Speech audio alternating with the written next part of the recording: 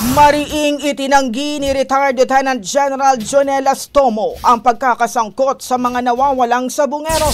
Ayon kay Estomo, iginagalang niya ang isinasagawang investigasyon ukol sa nasabing issue at kinikilala niya ang karapatan ng mga kaanak ng mga biktima na malaman ang katotohanan at makamit ang hustisya. Magpepresenta rin daw siya ng mga ebidensya para linisin ang kanyang pangalan. Malalang binanggit ng whistleblower sa kaso na si Julie Patidong na miyembro umano si Estomo sa Alpha Group. Siya rin umanong nagrekomenda sa negosyanteng si Atong Ang na ipapatay siya.